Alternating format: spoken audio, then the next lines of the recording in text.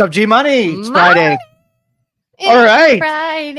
Friday. Remember that song? I played it this morning for my wife. Did you really? The Played it Rebecca for- Black song? Yes. You know she's going on tour with I Katy know. Perry. I told my wife that, and my son made the best dad joke in the world. He Oh said, my gosh. He said, has she released more songs, and did she do Saturday, Sunday, and Monday? Oh my God. She could put a whole album together of calling out months. Well, days. she was like traumatized from that whole thing. You ever heard about like Good. what she went through? Good. She was a kid. Yeah, and you know what? She should have never been playing in an environment that she wasn't ready for. Her I parents heard did though. that to I don't her. think it was meant to be released.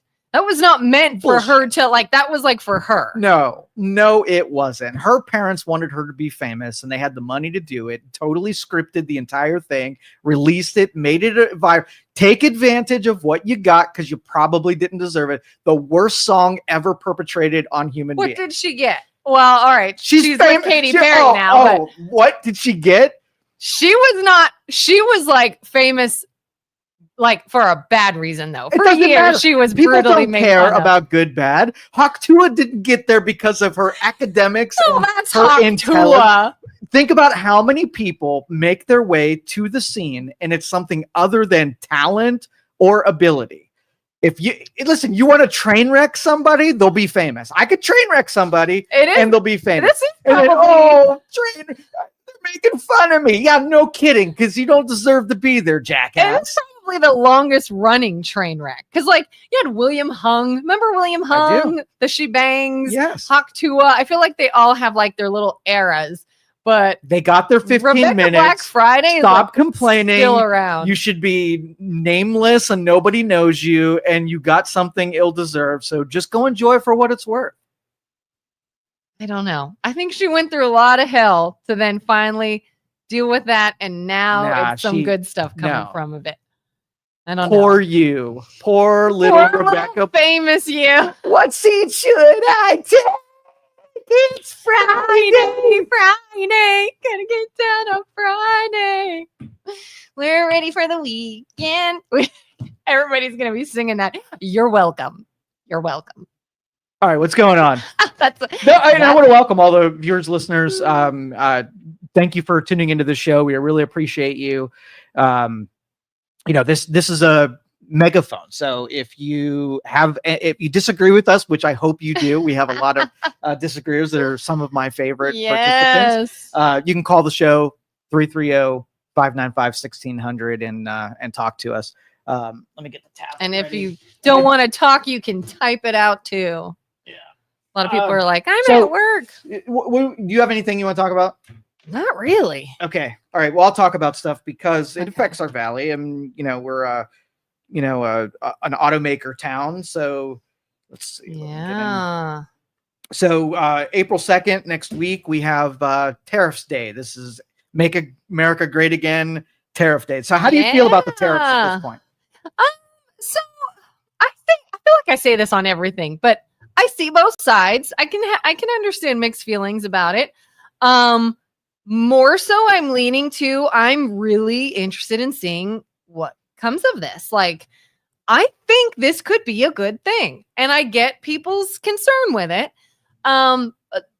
WFMJ just recently put out an article about the automakers in our area saying that they think this is going to be a good thing, that it's going to create jobs. And obviously, I like the idea of fairness as far as the reciprocal tariffs and making sure our country's not being ripped off, and making sure that our country gets money coming in and jobs. And I mean, I don't know. I'm kind of looking forward to seeing some good things happen.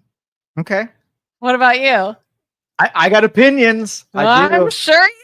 So America is the sugar daddy of the freaking world, right? Yeah. Being an economic powerhouse that we are, where we have all of the brightest, we have all of the financial freedoms, we have the marketplace to be able to do it. We kind of gave that ability away to other people, and they got a little bit cocky about their position here. Okay, so like you have the Scandinavian countries and Europe, like they absolutely take advantage of what the United States is willing to give up and do. So like if we give you free trade and you charge us 250% on imports coming into you, that's not kind of reciprocal, right? Yeah. You were just you were we were your sugar daddy, right? You liked it. And there's going to be a certain point where we're like, we can't do this anymore because you've exploited us as much as we're willing to allow it. So that's the premise of it, is we got to take these people off the tit, right? Yeah. And that's why I mean, when somebody says like, oh, we're going to eat that cost and things are going to be more expensive for us and this isn't a good idea, I'm like, all right, I see where you're coming from to an extent, but like, then what do you think we should be doing? Like, we just continue to be the sugar daddy. We just continue to be everyone's bank. And that's the thing. Like, yes, that when you sever those, when you create a trade war, I agree that if you're going to do it, it's got to be all out war. And it's got to be like, sever everything. Let's scrap it and figure out what it is that we need to do. Because if you do these like tit for tat deals that don't put the country that you're in the war with, if you don't check them enough, they're not going to take it serious as something the deal is, from a strategic standpoint, everybody else has more to lose than we do. The repercussions are that things get more expensive because we're entangled in a lot of these deals that are really bad for us, right? Like Canada's probably our worst offender. They're a good trading partner, but they don't know who the daddy is, right? Yeah. They think they're the daddy and they have a lot more to lose than we do. All of the, and all the countries that kind of went down the socialist bent, right? They need someone who doesn't go down the socialist bent to rescue them from all of socialism and what it can't do. So if we didn't do our thing, they would never be able to enjoy their thing. And it's sort of like checking people into the reality of, we'll do this, and we know that the relationship is, you can't do this, you need us, and then we need you. But so long these countries are like, oh, Denmark, well, we don't need your ass, right? Yeah. Okay, let's see a threat come to your shores when you have absolutely no military, and you call out on us anytime anybody threatens anything that you do, and the drugs that we develop you can give out for free over there. Like, they don't know this anymore because they've got generations of people that have just taken it for granted. Yeah. And I got probably like you and maybe a lot of other people, I got real annoyed with the whole Canada threatening to turn off the electricity thing. That was a bitch move. It really was. I'm like, you're supposed to be, like cool with us and we help each other. Your tariffs are one way, ours are another. And the moment that we say, hey, let's look at this is a bit unfair. It's not even like you change the tariffs or you make something worse for tariffs. You go straight to, I will then turn off electricity to part of your country. Like, F you, Canada. Like, right. Really? To me, that you know what their better play would have been? What? To play victim, because they would basically, if they wouldn't have, it would look like we were bullying them on the tariff. They just showed that they're equally as dumb, yes!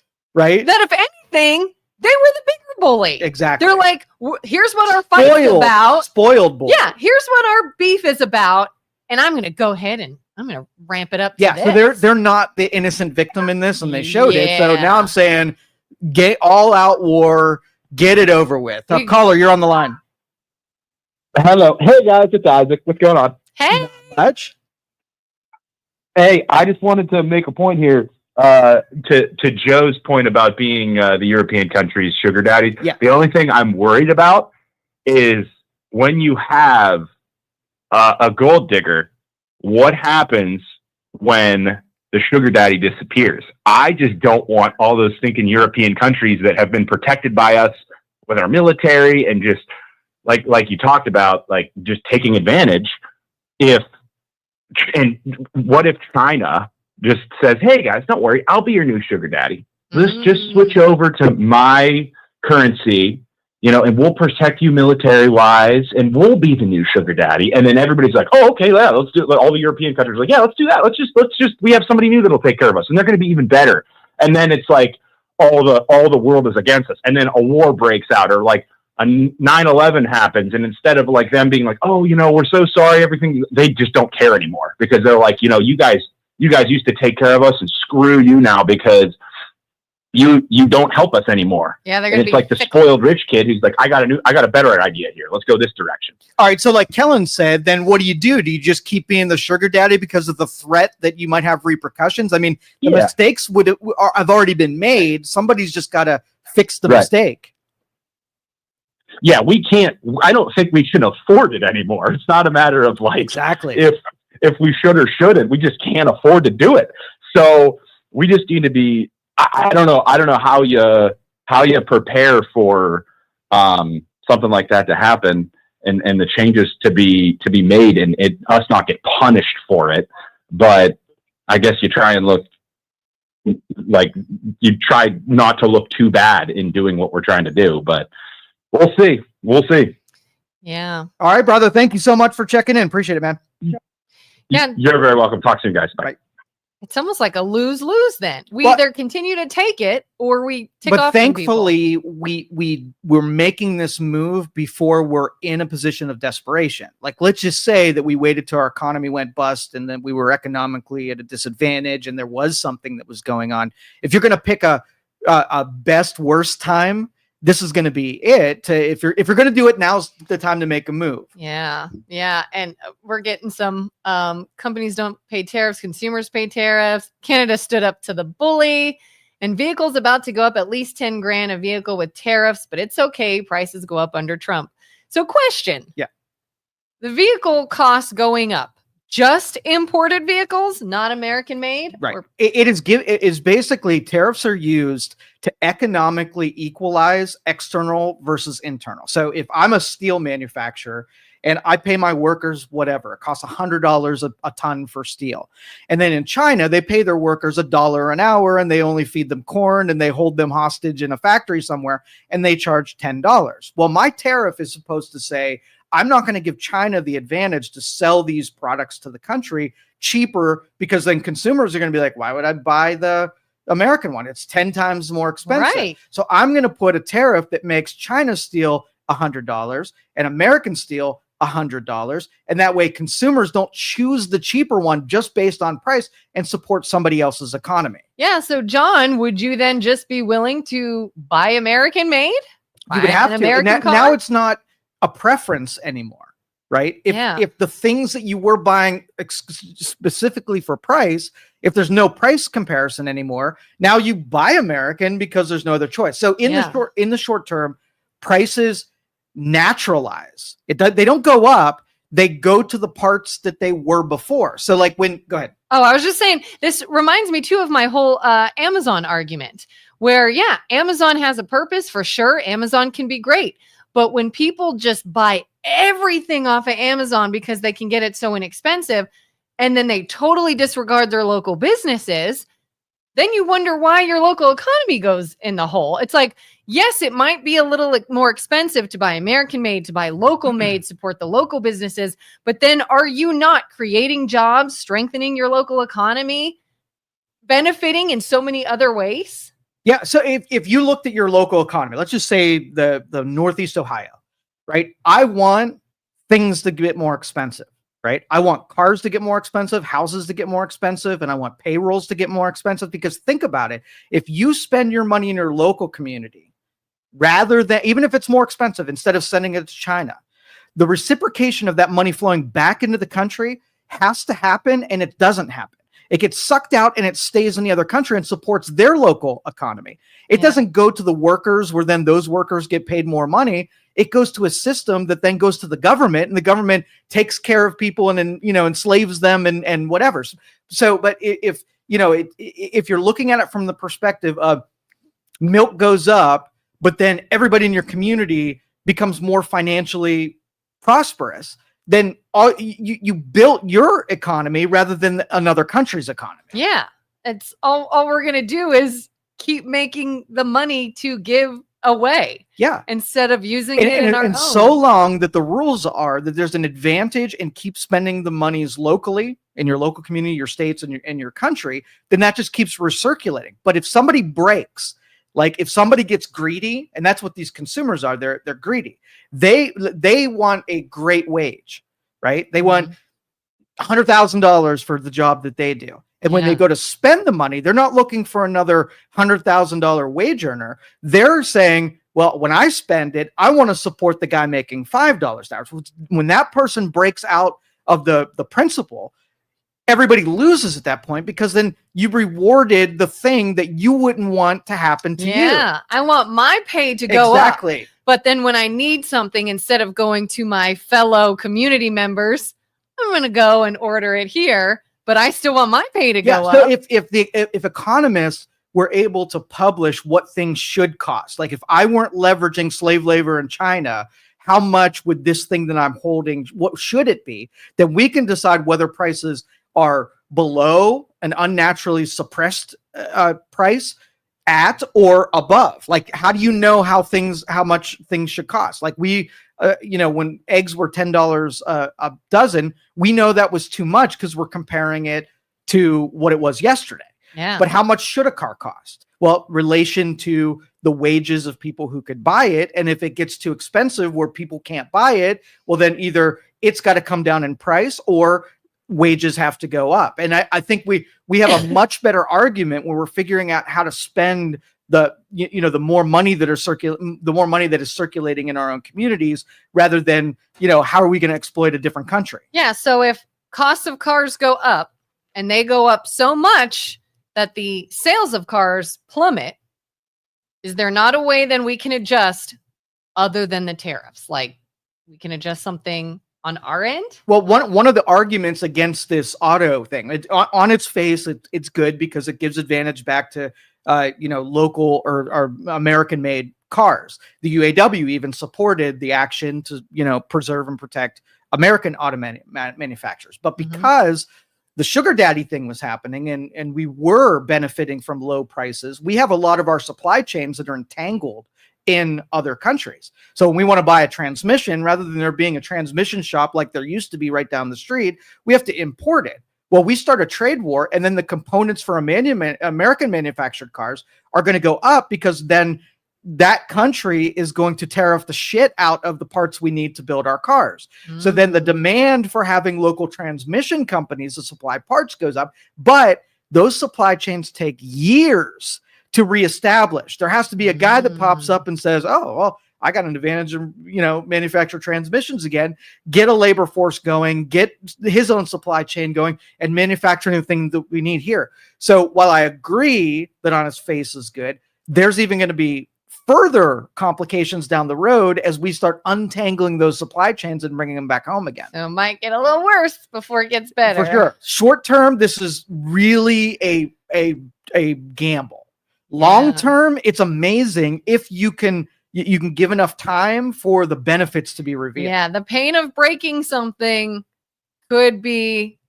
But again, we go back to the original premise. You had to do it. You cannot keep countries. What else are we going to do? Just continue propping their economies back up on the backs of us and what we're willing to give away for free. So as Isaac's thing is, you got your sugar daddy, and what do they call it? Sugar babies? Is that what I think so. The other side? Sugar baby. You got your sugar baby, and she's all happy and she's loving it, and she's like, I just get by. And you're like, hey, I'm taking the credit card away. The credit card's no more. You're gonna have the tantrum, and right? I want a new sugar daddy. Exactly. So they're gonna flirt with other countries. People are willing to sugar daddy them, but the cost that those enemies of ours are gonna have to pay to do it, it's a threat. But nobody's going to be willing to no credit cards to sugar babies anymore. Yeah. That is for sure. So Mike says the idea of a tariff is great. However, the execution causes instant inflation. So yeah, that's kind of what we were saying. But I'm going to also tie it to inauthentic. It's short-term inflation until the rest of the marketplace works itself out.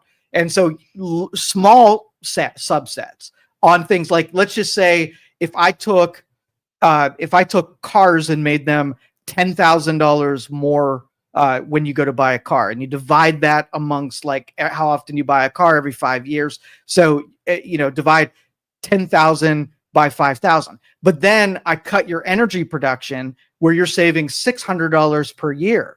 If so, your cost of energy when you purchase it is $600 lower, and your cars are $10,000 higher. Well, you have a net gain because other things in the marketplace got less expensive. So now you can afford to pay more for the car and support. So you have to take more of those variables into consideration. Yeah, how they affect everything and else. And that's going to be sort of like the 5D chess thing they've got a marketing haul that they've got to do. So if they've saved you things in one environment, they've got to do a good job of marketing that, spend some of your energy savings to now pay more for something else in a different department. Yeah. Our pushback, John was saying something up there. Are you able to scroll up? Oh, sure. Or down or whatever direction? Okay. So John says it kills free trade and the choices for Americans. We only have so many people to work in this country. You can't bring back every industry. Free trade and imports have to happen. No country in the world can make everything their citizens need and thrive. And I think like I said, I think the first rounds of this are going to checkmate enough people that we can start talking about fair trades instead of free trades. I don't want free trades anymore. Right. Yeah. And so think about it like, if you had Canada and United States, let's just say, let's heal all of everything that's happened. We get 6 months in the future and they've finally been, the bluster is gone and they're ready to talk. They truly need stuff that we have, and we truly have stuff that they need. And John was saying, we allowed so much of our manufacturing base to go to other countries that they're not here anymore. So even if we wanted to buy it, we couldn't. Right. Yeah. So either we allow the natural things, the things we should be making here, to then, start to grow and organically come back to life. And then when nobody's filled that void, then we have a talk. After we've made everything fair with everybody, now it's like, all right, we need a good deal on lumber and you need a good deal on lithium. Let's talk. Yeah. Right. And then make it so that we're not being the sugar daddy. They're equal relationships where we know what we're giving, we know what we're getting, and vice versa. Yeah, go back to striking deals that make sense. Exactly. Rather than just someone getting taken advantage Exactly. of. That's exactly what it was. So when China or Europe or Canada can take a free thing from us, but then charge the shit out of us on tariffs on other, that is a one-sided negotiation.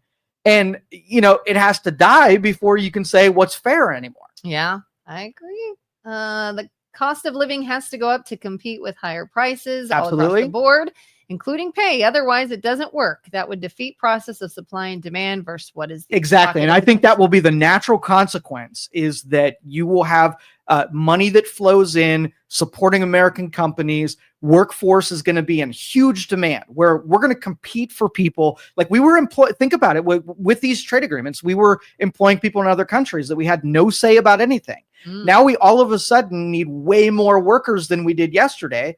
And if you have a limited labor pool, it's going to increase wages because now we have to compete for people, draw them away from different industries. I mean, we've got a lot of government workers we can fetch now that in that talent pool, but that will authentically make wages go up. But what I love about this era is things that were not real are going away and authentic things are coming back into play again. Yeah. That's the true equalizer. Like, make it make sense. Exactly. Yeah. What is followed by? What are national debt followed by? So is what we have been doing working. Say it again. Boy. So MLO Bros up top. He had said, oh yeah. What's our national debt? I don't know if he meant what's our national debt. But then followed by, so is. Oh, he was responding to that. So the national debt is crushing. The debt service is getting off the charts as one of our largest budget items. And so did you watch the Elon Musk interview on Fox News last night? No. Oh, it was good. It was really good. About it. So they assembled 8 people who were involved in the Doge team. And they sort of like took the big offenders within what they've been cutting, shared some of the inaccuracies that were reported by them. And if you want to hear a little bit more insight about it, that's a good interview to watch. It's about a half hour. Anybody that's like, but he's being secretive and he's not telling us what he's doing or finding. There was a whole thing of him telling you what they're doing. So if you look at it objectively and just, they gave what they're doing. It wasn't a pitch for trying to win you over. It was just the transparency of what's really going on. And it was eye-opening. I mean, I kind of knew that was stuff going on, but to hear those really intelligent people from the perspective of somebody who's in the trenches doing it, would talk about things a certain way, wouldn't be, idealistic. It was really what they were working on. It was, like I said, eye-opening. Oh, okay, Joe. And what do we do when the environmental regulations we are getting rid of get people sick and die? Is it worth it for a little money? Last question. Environmental regulations. Is he talking about, like, I've recently heard about regulations as far as meat is changing, so maybe there's some more environmental ones. Well, I'll take the better argument. Even if he wasn't making this, a lot of the things we depended on with China has really, they can get away with anything. So any of our dirty stuff, the stuff that we really don't even want to do here, we make China do it.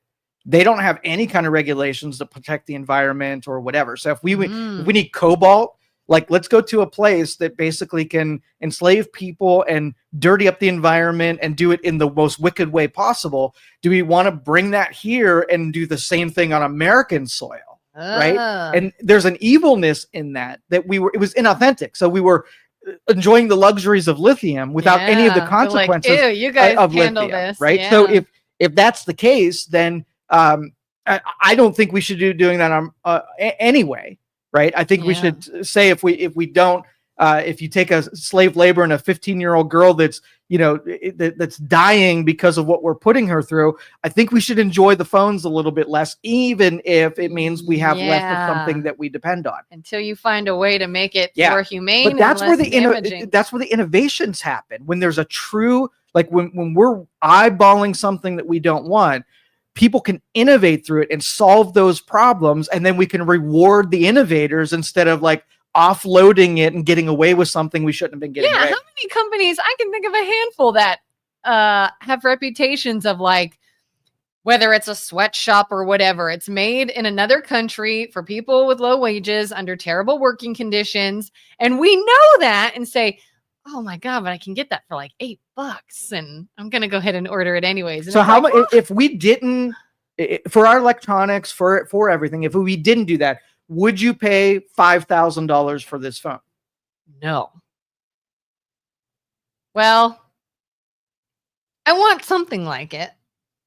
Even if I put on the screen behind us the girl who passed away yesterday mining the lithium that it took to go in this phone at a cheaper price, are you willing to sacrifice? Oh, you're saying pay more to save her? No, pay more for the phone to have it made here. Oh, yeah. Okay. Yeah. Or pay less, and then Mia, who just died in the lithium mine yesterday, would you be willing to sacrifice her for the? No, I would pay more to save her. Okay. All right. But that's what we have to write. And it doesn't have to be right now, but it has to be an acknowledgement that we have to do things more right and more ethically, even if it means costing us more money to have it done with our regulations and what we're willing to tolerate versus another country that doesn't care about that stuff. Yeah, because if I'm like, hey, I'm not paying, I don't want to exploit Mia, and I don't have $5,000 on this phone, so I'm going to do without until we find a better product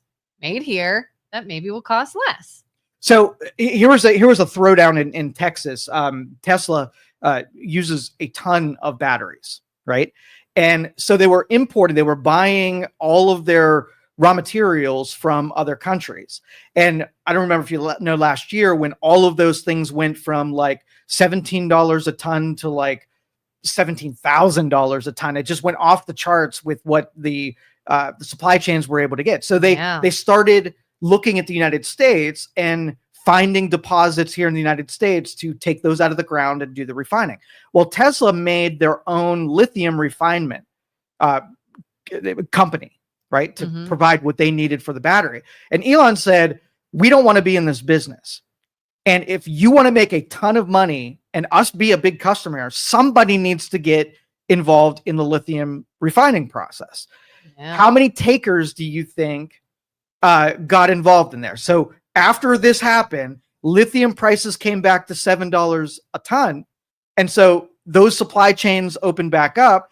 And now the focus to have produced lithium went away because now we can get it, cheaper overseas. So we had this window of about 4 months where if prices would have stayed high, innovators and somebody would have taken that baton, right, from Elon, and there would be a lithium refinement thing right in Texas, right outside of where they were manufacturing those cars. So the prices could have a really good symptom where those developments might happen quicker than you'd think was even possible if prices go up long enough and make it necessary. Motivates them to get on it. Exactly. Oh, okay. Let's see. Thank you guys for being on. Love listening to you. Thanks, Tim. Thank you, Tim. Regulations need an overhaul also, as many companies have been handcuffed from being able to operate efficiently due to the regulations imposed by the government. Oh my goodness, he is so right. Regulation stalls production and causes companies to cease operations. So right. So because here, just like every other thing in government, regulations do two things. They penalize and are used as warfare against companies. That's number one.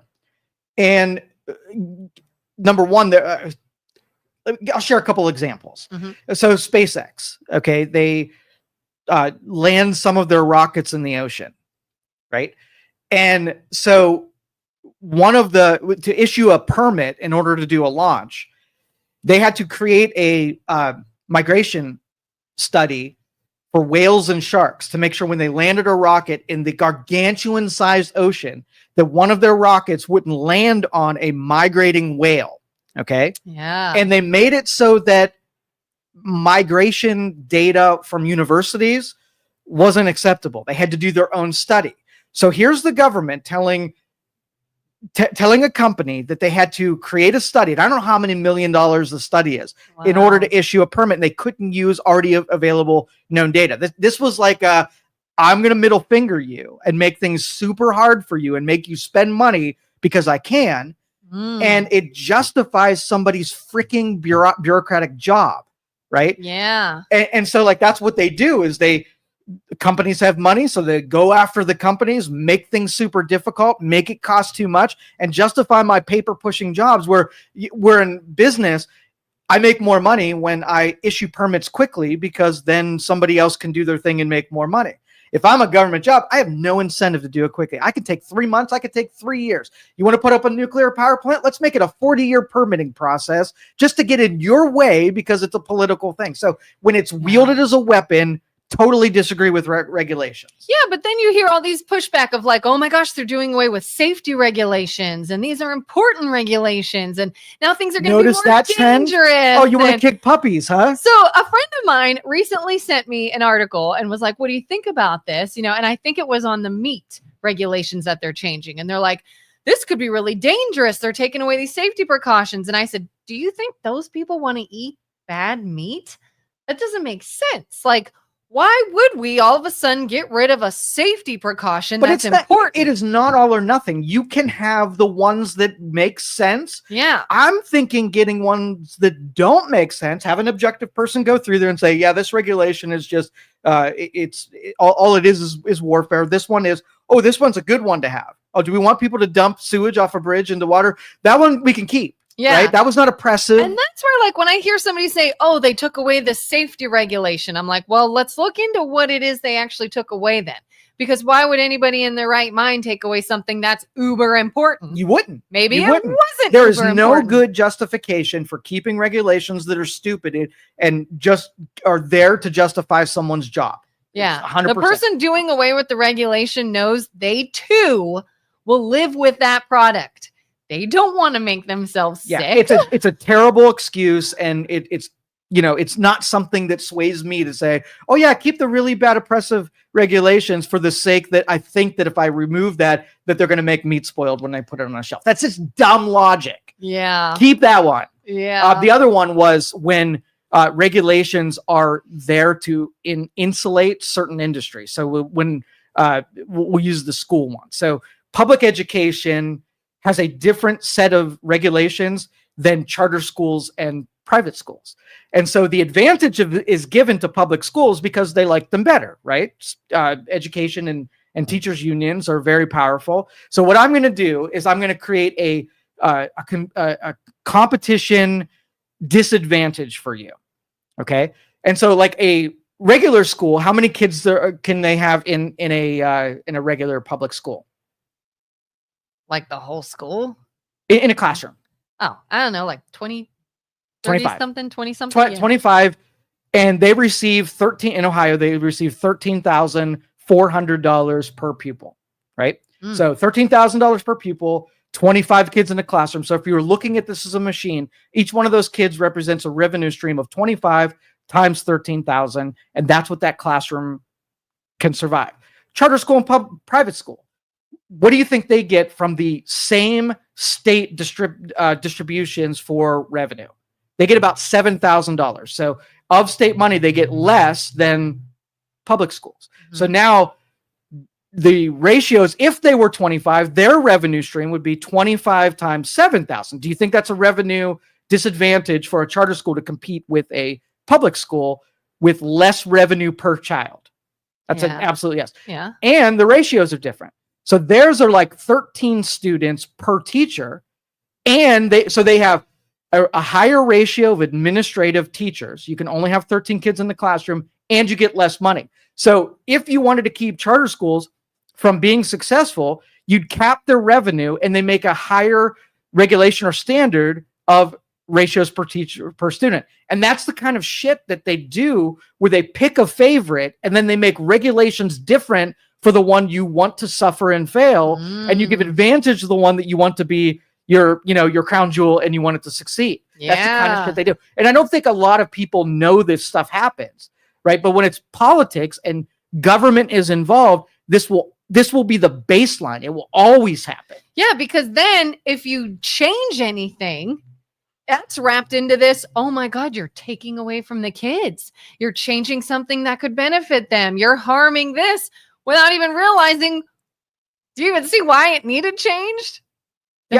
Dennis says it's illegal to run out of gas in Youngstown. Is that one we need? Is that true? Oh yeah. Oh God. I've done that before. On KBN, I did a list of regulations and laws that are silly, right? Yeah. And they're still on the books. That was the important part, is that they throw these things out there, right? And they sit there forever. And even if nobody has ever gotten in trouble for running out of gas in Youngstown, it is still a regulation. So one of the Doge rules is if we create any one regulation, it's required that we remove 10 old regulations. So you want a new one? Get rid of 10 old ones. Like if you're going to buy a new top, you better throw one out of your closet. Exactly. And that is the attrition everybody's begging for. The scalpel versus the hacksaw is let's do it through attrition, where if we put $1 of spending, we got to do $10 of savings. And then we can just, rather than throwing out the whole closet, now you're like, crap. And it tethers it so that if you want to have 100 billion more in new spending, hey, then you got to take $1 trillion of savings from what we've already got in the budget. You will find stuff in there. Doge is having no trouble finding dumb shit. Like last night, there was this was from the Interior Department, so you can look this up on doge.gov. The Interior Department spent $1 billion on a website survey that had 10 questions. Do you like parks? Do you appreciate parks? Blah, blah, blah. Right? Yeah. $1 billion that you and I could have made in about 30 minutes in the back room. They paid out $1 billion to have that survey website created. That's the kind of shit that we're talking about that exists. Wow. And it breaks my heart that all along for the last 10 years that I just didn't invoice the government for loads of money because nobody would have noticed and they would have just written freaking checks. How inept they are. So how do you feel about the idea that came up for like 5 minutes of sending money back to all the American people based on any savings they make? If that were actually something they could do, would you be for that? No, not yet. Where would you like to see that money go? You've cut for about 2 months. It took us decades to get right where we're at. You're not going to save a couple. Like I think the cost savings on canceled contracts right now is $2,500, right? So going in, I think it's like 130 billion is the real world number of what they hit. It's not. I mean, we're talking about a $7 trillion budget and $5 trillion worth of revenues. We have a $2 trillion deficit that we're adding to the debt. So we've made 130 billion towards that. We've got a long way to go where we can start thinking about dispersing, unless there's a direct connection that if you give $2,500 to someone, it's going to create less of the overall debt. So if you're like, hey, instead of doing this, so let's just say there was I'm going to pick something, a grocery benefit that was costing us 100 billion. So we strike the 100 billion and we just send everybody a grocery gift card that was less than 100 billion.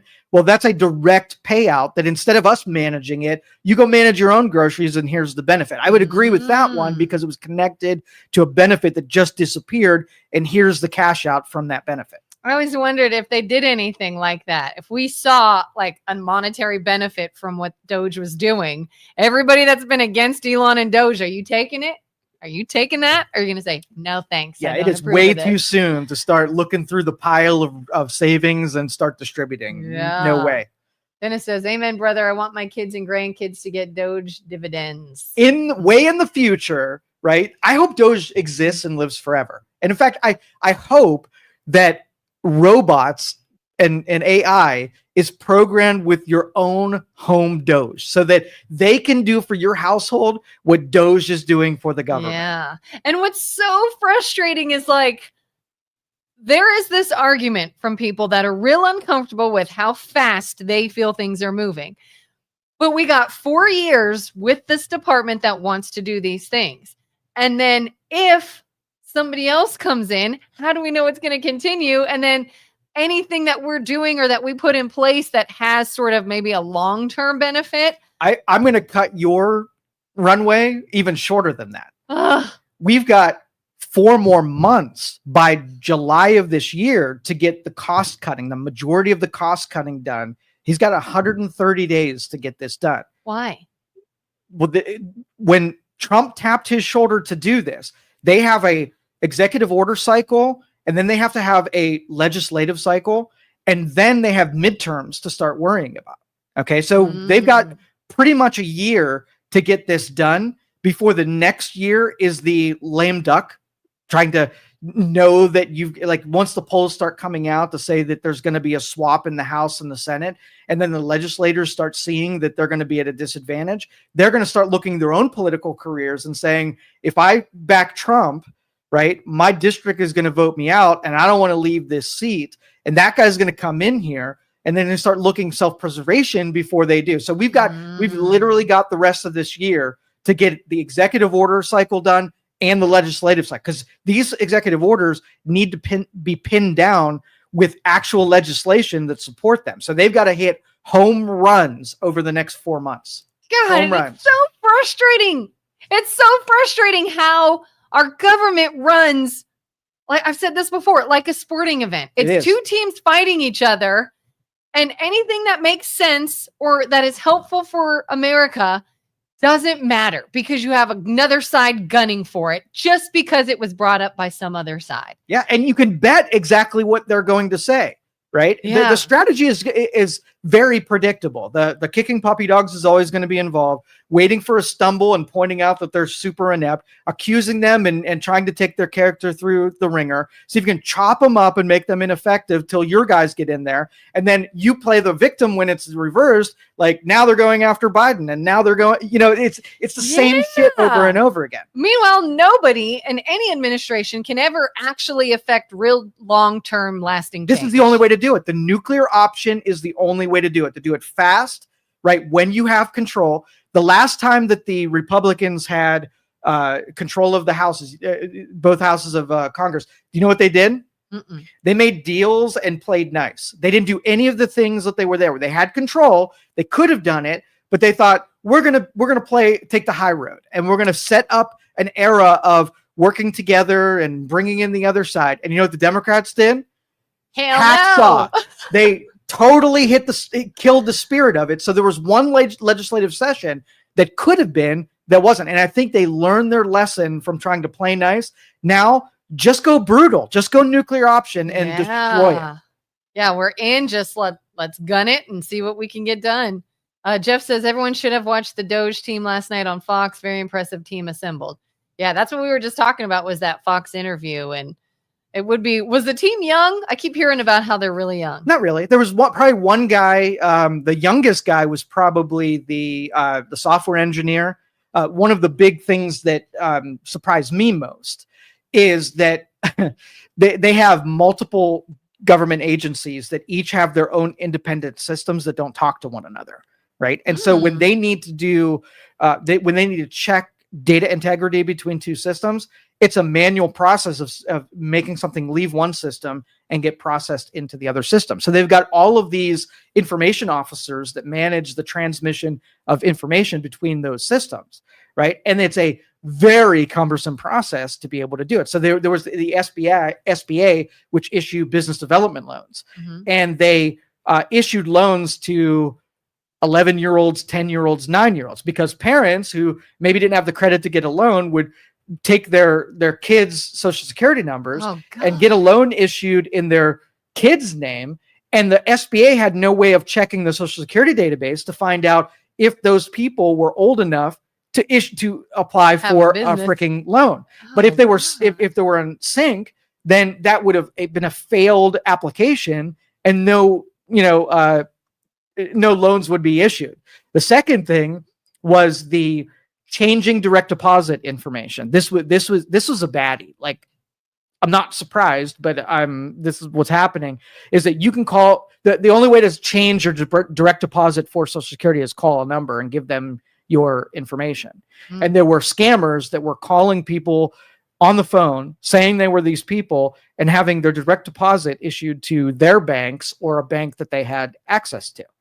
So they can hijack your Social Security just by over the phone. Now, banks would never take something on the phone, right, and issue a change of financial. They would say, come into the bank before we come into the branch. Have a license. I want to see you. But again, this is just terrible government, old systems, great bureaucracy, and a lot of like downside to having an inept government. So that little software engineer that's connecting these systems in and updating them so that they're secure is probably going to save a ton of money just on its own.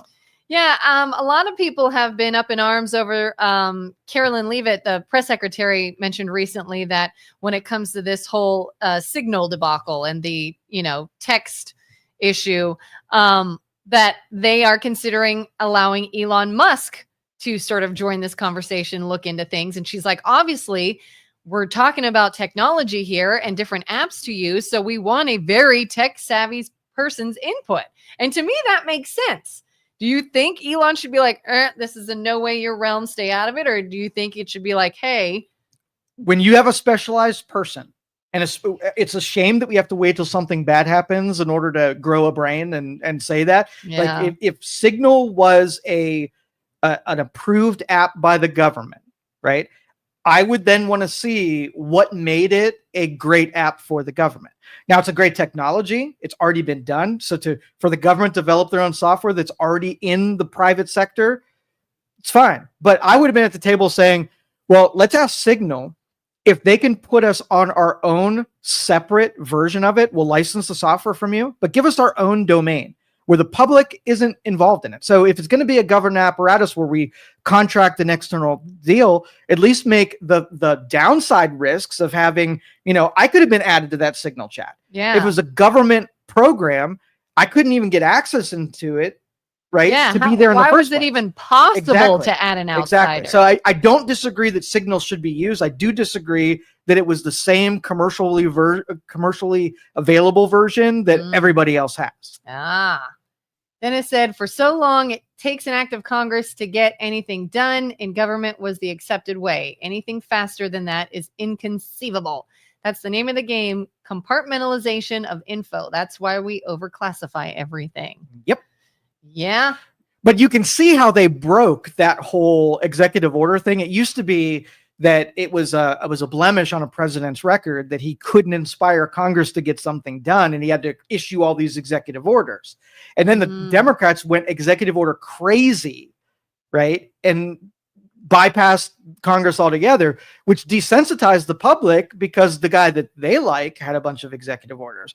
And now when you see Trump doing executive order crazy, doesn't really have that appeal or that disgust anymore like it once did. So that's why I say, like, if you're going to break it, bust the shit out of it. Yeah. So because the whole idea of like sort of auditing everything and looking into our spending and maybe cutting things that don't make sense is not brand new. This, like, Elon's not the first person to look at this stuff, but is it just done in a much bigger, much bolder way?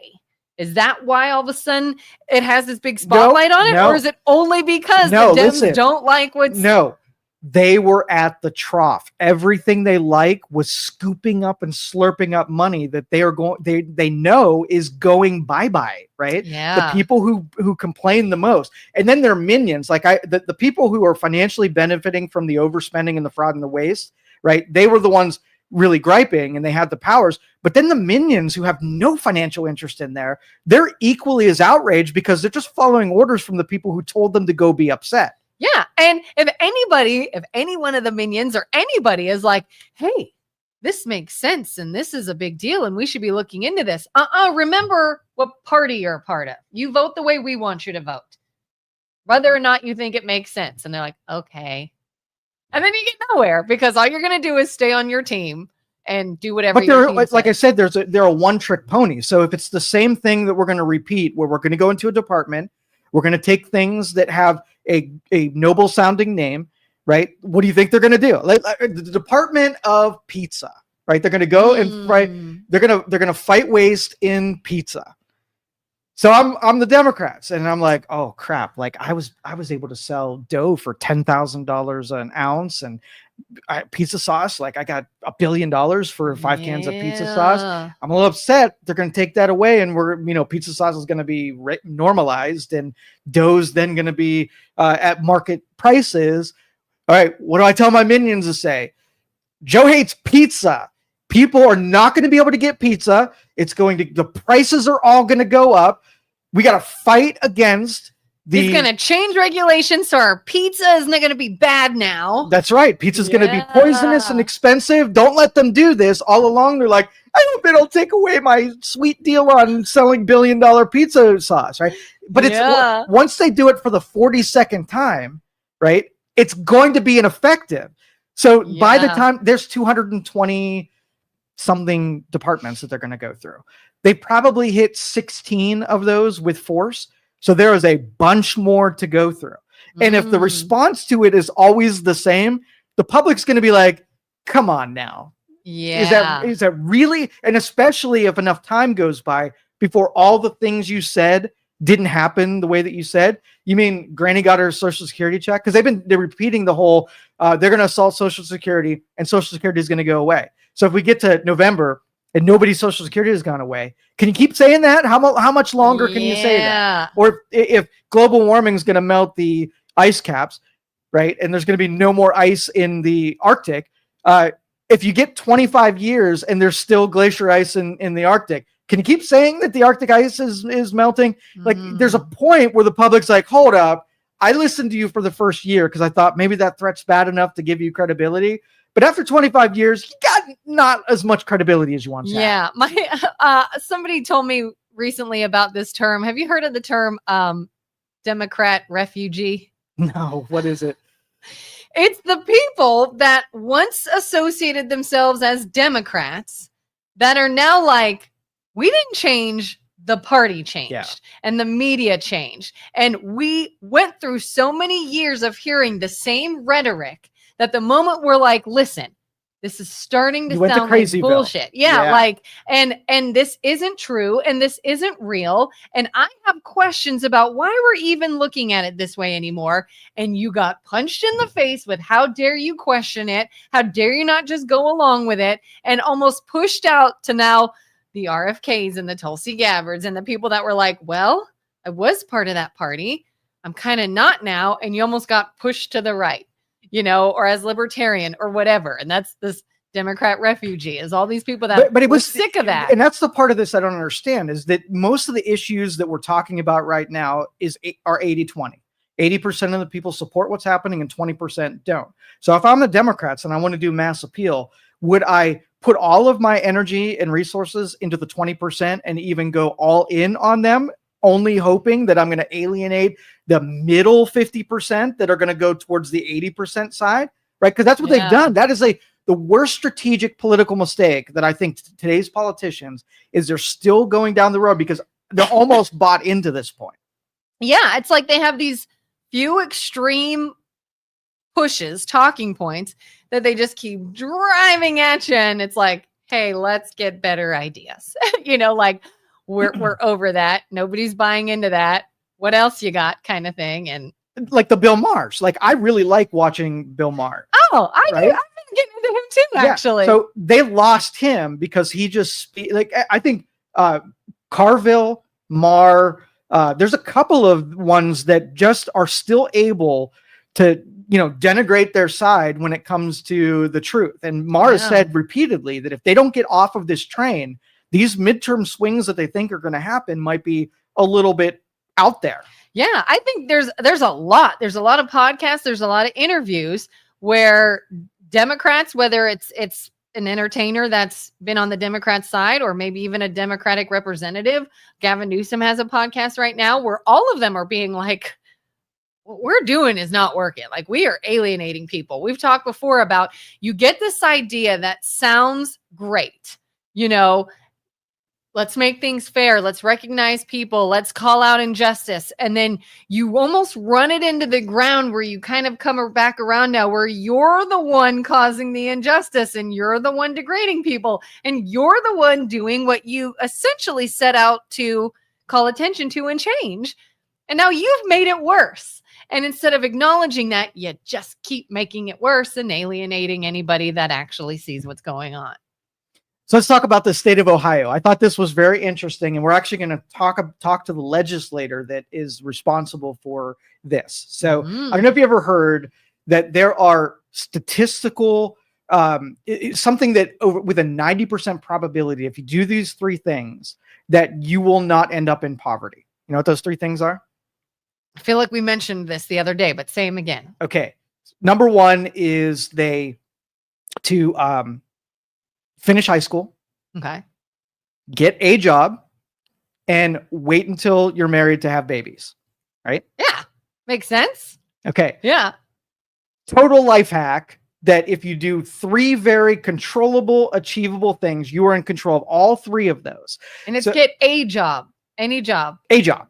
If you get a job, so you have employment, you wait to have babies until you're married, and that you finish high school, you have a 90% chance that you will not end up in poverty. Make good choices. So we're trying to take this principle and jam it into schools, right? Make schools and educators first acknowledge that the truth exists, and then find a way to ingrain that in teaching, right? Mm-hmm. Seems pretty logical. Of those three, which do you think is the most caustic? Schools probably set up to finish high school anyway. They probably influence that and reinforce it. I'm sure they talk about working, getting a job after you graduate, almost an expected. What do you think the last one? I mean, I think talking about making babies might be a little more difficult to handle. Harry making babies. Yeah. So how do you then ingrain waiting? Like, I'm not talking abstinence, right? I'm not talking religion. I'm not talking Bible. I'm not talking anything, right? Talking about know how a baby's made and have precautions. So this is sixth graders. Like, I'm actually working with a kid right now. My daughter, she's in fifth grade, just watched the video. Yep. Lots of questions. Yes. Yeah. So I'm working with a 16-year-old. He's 15, just turned 16. And he was in this group of highly addicted people. Like, he was addicted to gambling, and then addicted to alcohol, and then it got him into drugs. And he was really going on a really bad path. And he had a really rough home life. His mom was out of the equation. She died last year at Valentine's Day. And his dad was not a great guy, not a supportive, didn't know how to be a father. So this is a lost soul, right? And I was trying to be this father figure influencer, and he does not live close to me. So I was trying to do all of my influencing from, 1,000 miles away kind of a thing. And so all along the way, he would share with me, and I would give him statistical, what he should do. And I want to say that he had the information, but listened to none of them. Right. Yeah. Well, on Tuesday of this week, his girlfriend of 4 weeks that he's been kind of like hanging out with and, sleeping overs and whatever, said that she was kind of feeling odd. Oh God. And that she thought maybe that she was pregnant.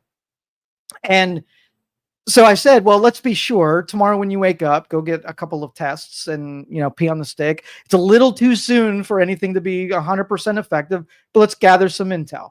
They took the test. They came back positive. So I was like, okay, let's get an appointment to go to a baby doctor before you share any of this with anybody and really go overboard. Let's find out first. And then if you have to make the presentation to your father or to her parents or whatever, let's know what we know. So they made the appointment to the doctor, and for sure it's verified that a relationship of 4 weeks from somebody who had some drug parties with and do sleepovers now are going to have a kid.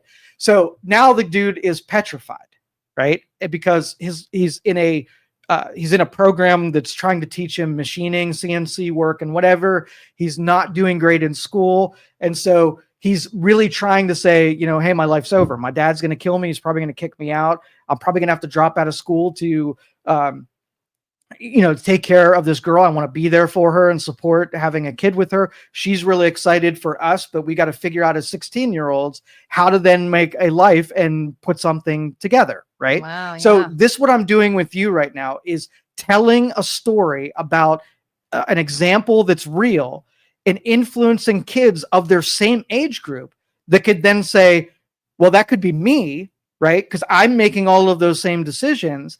And now, do I want to be in a position to contemplate the future of my education, getting a job, and then having a real relationship? And I didn't have to say abstinence. I didn't have to say, biblical. All I had to do is tell what the reality is. If I gave that kid a time machine to go back into the days where I was telling him things, would he be more likely to listen to me after having then lived through all of what the consequences or leading up to the consequences of what's in his future? He would probably make bigger decisions. He would be a little scared straight in order to whether or not he would be willing to gamble and do those things, knowing what the inevitability should or could be. Yeah, we've pointed out, this might sound a little insensitive, but we've been in the car before driving with our kids. When we were living down south, there was this road that we took home that you could see a lot of homeless people on. And there were some people just walking around at night. They were clearly homeless. They clearly had mental health issues. And, our kids would see that and have questions. And so we would talk about what are some things in life that could increase your chances of being that person on the sidewalk or that person sitting over there in that garbage bag. And it's like, first of all, drugs. Don't do drugs. Don't do this and that. Again, like you've got to be, they were young at the time, so we didn't really get a whole lot into sex and stuff. But every time they see something or an example of somebody that is like now in a really bad, hard up situation, we try to take that and say, what do you think led to that? That could be you if you do this, do this, do this, do this, don't do this. So what we just did in this conversation is we introduced the scientific method. And the way to teach this is the teacher doesn't come from an authoritative position, because if a teacher tells you not to have sex, it has zero value and weight. Mm-hmm. But if a teacher says that I'm an academic and an educator, I came across this study that says something. Let's dig into why the study says this thing. And then curious eyes look to say, if the kid is looking into to try to describe it and they come across the truth behind what happens, then they discover that the homeless person, the developmental problems, the drug habits and whatever, then the evidence is something they came across. And it's way more influential, right? Yeah. That the consequence wasn't given into their mouth directly.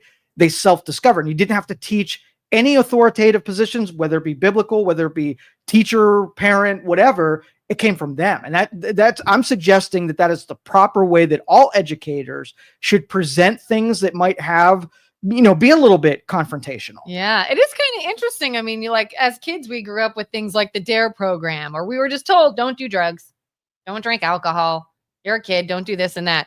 But when you see someone that made poor life choices and what that got them, then you're sort of like, oh, That really drives it That home. could be an outcome. It made it real for you. And then you could start to extrapolate your own thing. Teaching kids how to think, not what to think, is where it's separate between, are we indoctrinating and just giving the ideals to them that are superficial and they won't fight for? Or do we create the curiosities and the discovery to get them to care about those things themselves? That's the difference. It was interesting when we moved into the house we live in now. We built our house in 2023. And we hired this small moving company. It was like one guy, he owned it, and he had a teenager that was working under him trying to get some job experience. We hired them for like 2 heavy things we needed. And we heard him talking to this kid. It was like maybe 14, 15, 16-year-old kid. And he's like, you like this? This is a nice house, huh? This is nice, this and that. And he's like, you know how you get something like this? You work hard. You keep showing up to work. You put in a lot of time. And he was even asking, like, my husband's like, do you mind if I ask you, what you've done? And he's like, oh, I did 20 years in the military and I've done this and now I work as that. And he's like, you see that? You have to put years of hard work in if you want to live in places and have your own home and have your own car and have your own. And I was like, that's kind of interesting that he's sort of showing him these real life experiences while they're working. But if educators are political, then what they do is they lay down victimhood cover fire, right? And so like if we took something where if somebody was obese and unhealthy, should we use that person as a cautionary tale and use the curiosities to how not become that? Or is that mean and cruel and we tolerate the health and then we say that's not their fault and you can't avoid that and that's just who you are and whatever. That's the difference between education where we have a shared ideal of what we don't want to do and not want to do. The Democrats benefit from the more victims that are created, the more power that they have an interest in having people in peril and not. And if educators are primarily made from peril seekers and victim creators, then you're going to see that instead of that teacher taking that study that says what causes prosperity health, those 3 things that I mentioned, we don't want to say those things because if somebody follows them, then they're not going to be a future supporter of, peril and victim creators. Yeah, because they attach emotions to a lot. And they'll say things that invoke this extreme emotional reaction. But then you almost look at the data and you're like, all right, really, when does that happen? What's the truth? What's the factual information?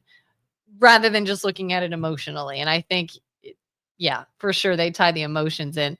Government contracts are so inflated. I wish everyone could see it and know whether the same cost would be in the private sector at 100%, 100%. And I shared the other day, a lot of vendors to be a vendor and log into the portal, find out what contracts are available and put a bid on it. It is an undertaking and it sucks. The number of people that participate in providing products to the government is so limited, right? That they almost have to be inflated to cover all of the time and regulations and things you have to go through to satisfy those contracts. Hello, bros. Improve pullout game. Sorry, not sorry. I just want to see Kelin yell at me or ask Joe what that is. You think I don't know what pullout game is? Is that what he's saying? I don't know. I want to make you say it though. What is pullout game? Why don't you talk about what pullout game is? Pulling out is not always effective. I'm going to pretend that I'm talking to this 16-year-old kid and he's like, Joe, I'd like to know, is pullout game, will it work in my situation? Is that all you have to do to avoid making a baby? I don't think so. And that's risky. There are YouTube videos that will probably give you the statistics, but there are juices that are made before the pullout deal that could still contribute to baby making, where you're probably increase your chances. If you're doing nothing, pullout's probably something, right? But it's not the best something. Or people think too, there's this myth that you can't get pregnant if the girl's on her period, or you can't get pregnant if this and that. And it's like, there's a lot of data too with like how long sperm live and especially like male-female sperm and ideal times to have sex and not to. There's a lot of data out there. So to say, oh, I'm just going to like what rhythm method, is that what rhythm method is they just sort of try to time their clock and stuff like, oh, that stuff is risky. That's risky. Yeah, I really wish there was a class in school that would dispel the myths out there and truly put in the real, and that's what I'm saying. Like, I don't know why abstinence became such a dirty word, because I think, educators just gave up because they're not going to do it is good enough. I'm all about like real information. So if we went to the doctor and he didn't give you information that he thought you were willing to do, he just gave you the information. It was on you as the person that either is good at following good information or not, because then we pollute and we bastardize information just because everybody's cynical and say, well, I could tell you that that's not going to work, but you're not going to do it anyway. So I'm going to tell you the only, all right, you're going to have sex. Be careful. Good luck. Be careful. Person. Yeah. Be careful. Tell MLO they can cover those topics on their own show. Yeah, really. This is PG. Theirs is more PG-13R. But I am curious. The three things you mentioned, graduate high school, get a job, wait till you're married. Is it wait till marriage specifically to have babies, or is it just wait until you can financially support yourself or handle the consequences? Well, I would have to look at the statistics, but I think wait until marriage is another level of percentages. So let's just say you wait longer, you probably get a bigger percentage. But family, creating a family, buying houses, it changes your brains. Your switches flip, right? So you're a different person, and the things that you do changes the level of responsibility that you participate. That's part of the statistics, that when you commit to something, to another person, that's a switch that flips that makes it even more probable that you won't live in poverty. And not you're getting married because you got pregnant. Right. Right. Get married, develop some stability, and then get So when you have the self-control and the responsibility that, you've gone through the method of meeting someone and taking a relationship to fruition and then getting to the marriage part, then you've incubated your brain enough. Now you're ready to do the other thing. Yeah. Right? There's wisdom in all these ancient things. If you look back through, there is wisdom in it, and it doesn't have to be like a theocracy that governs it. There's true wisdom in it, and everybody knows it. Well, and unfortunately, there's this group that think that some of those things or not having those things will benefit them. I've heard of instances where people were like, oh, I know someone who specifically heard this from an employee. They said, I got to hurry up and have another kid so I get more benefits. I got to have these kids so that I can get this and that. Yeah. And I got to make sure I don't work so much so that I can get this money. And it's like, holy crap. Yeah, it's backwards. It is a failed experiment. It was good in theory, but is a failed experiment. And that's why, we have to, dial things back and go more traditional on how we present things. Yeah, that's when the harshness comes in of sort of ripping the Band-Aid off and making things change. It's like, okay, do we continue down this destructive path, or do we say, stop, we got to turn this around, get it make sense again and making it go where it should go? And then everyone's like, oh my God, but you just stopped something that was helping someone. It's like, continue? Well, if educate, okay, let's just do an example. So we'll use financial advice. Okay, so in classrooms, teachers, sort of like want to influence kids to make healthy decisions in all departments. So let's take one that's less radioactive. All right. So the teacher's going to say, I just read a statistic that said, if you save up for 5 years and buy a car in cash, it gives you a statistical advantage that that car will not be a financial liability, like if you just finance and it puts you at the top end of your budget. Let's look at these statistics and find out, is there wisdom in that? So now we know that a majority of people are not going to do that. They're going to impulsively go spend and do the opposite of what wisdom would tell you. But the wisdom doesn't change just because people are unlikely to do it, right? But if there's 2 kids in a classroom out of 30, and 2 kids are like, yeah, that makes mathematical sense, that's the thing that I'm going to do. Do you worry about imparting good information on the 2 people who would do it for the sake that 22 other people are not going to do it? Yeah. Is it about the effectiveness of the information, or is it about the truthfulness or the the density of information? But you can do that in health.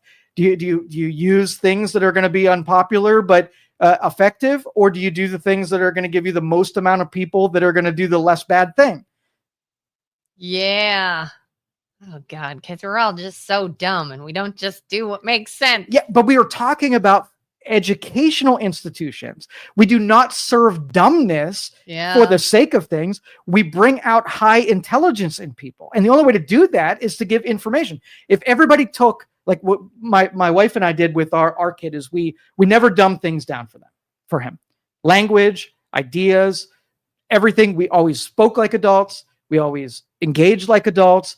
And he came up to us rather than us going down to him.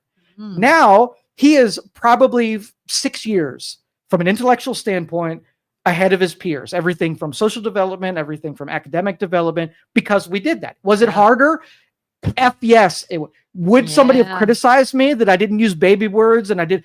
Absolutely. Oh yeah. We did that too. We were always taught that, like, especially when it comes to like body parts, use the actual term. And yeah, like we had older family members that just, they so either referring to it. Either all of your institutions serve the dumbest amongst you, right? Or the institutions serve the smartest, most intelligent, most trying part of it. And you can see where we are at on that spectrum is that, we are serving the people who are going to make our civilization unravel and benefiting them for doing it. Yeah, because especially if there's more of them than the people that make sense, it's like, well, this is where I win. This is what I can control, these people. And then we have these policies that don't make sense and they're destructive. This Alcatrona thing has probably a 0% chance of making anywhere near any kind of school district everywhere. But I love the fact that we're having conversations about it because of that legislation. So I think, we can remake some of these institutions after they're broken down in what they're supposed to do. Right. But until you break it down, it has 0% chance. Like, it's not popular and nobody is going to back a bill that's going to basically make everybody in that group upset. You don't have enough allies. Yeah. And I mean, it keeps sounding, it's getting flack every time something gets cut or something gets changed or dismantled or whatever. Everyone's all up in arms like we're doing this horrific thing. And I say, if it sounds so horrific, think about why we're doing it. I mean, a lot of people hate Trump. Maybe people think he is a madman, but I don't know. I just don't believe that we're going to willy-nilly do awful things with no benefit for no reason. Like, I don't know. Look into it. There's probably a reason. It probably makes sense. And is it going to suck at first? Probably. But is it going to be a better outcome long-term? I'm excited to see that. Are you going to go see Snow White?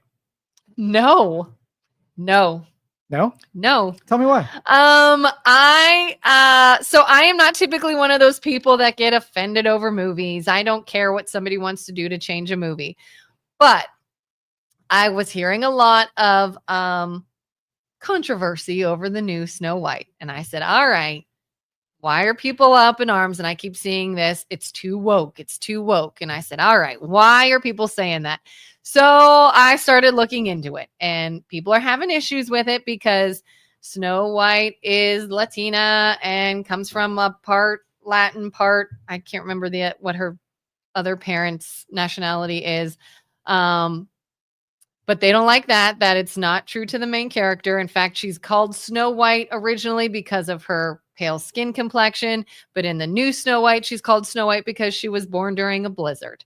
In the original, she was looking for love and found this prince. In the new one, she's not about love. She's leading some conquest against the queen, and she falls in love with a poor thief.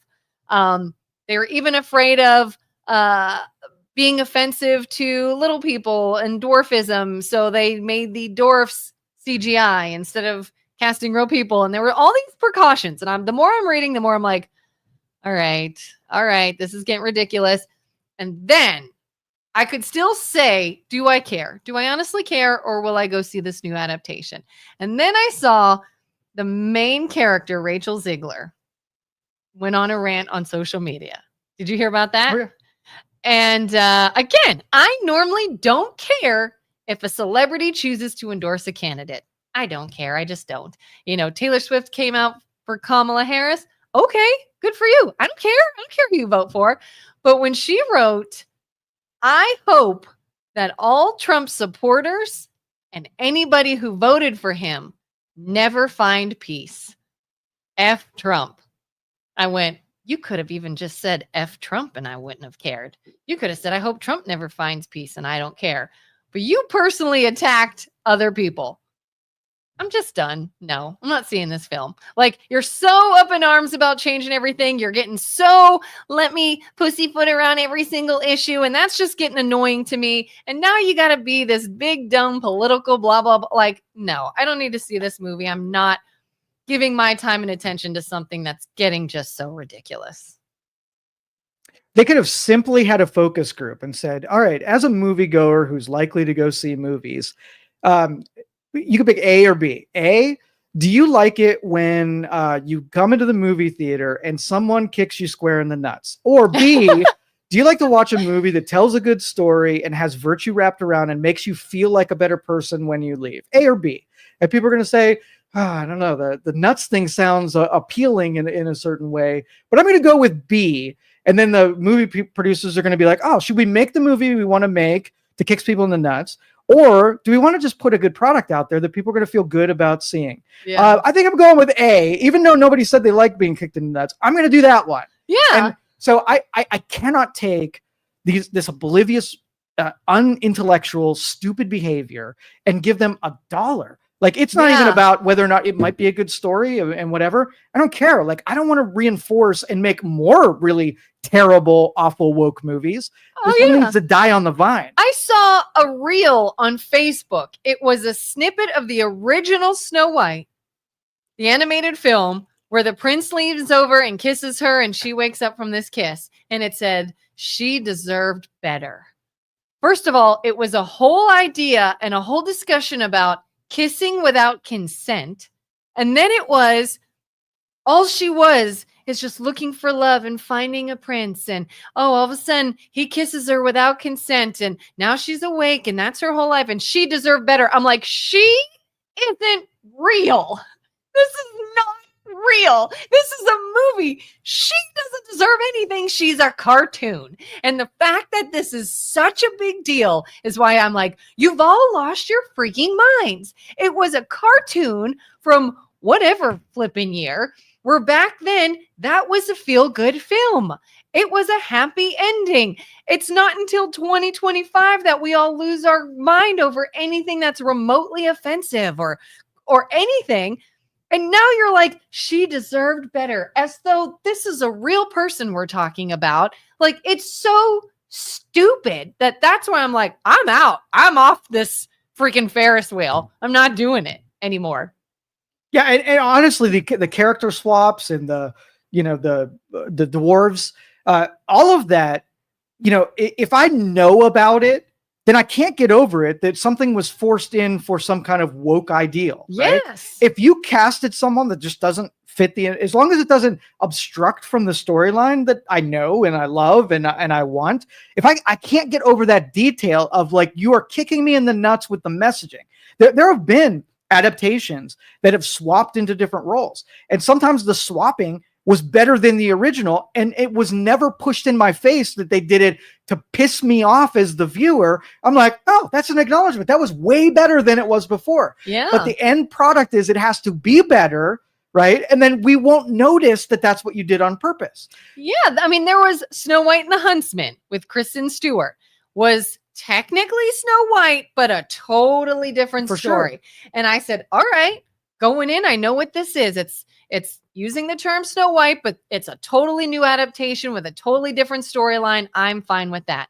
But yes, when you purposely push an agenda with the changes to something, that's when I'm like, come on, I just wanted a feel-good story. And why does everything got to be political? Why does everything got to be under a microscope and cause a fight? And like, it's exhausting.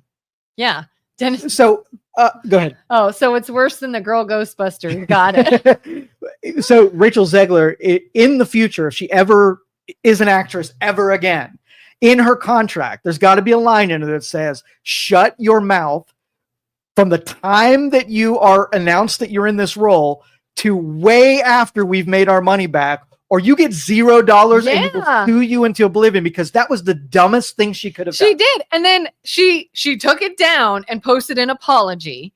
And she's like, I let my emotions get the best of me. Our country is very divided right now, and I certainly don't want to add to that narrative. Okay, so did your PR person make you write that? Because you can hate Trump all you want, but when you say Trump voters, specifically, if I am a Trump voter, guess what? Trump didn't say something mean about me. You did.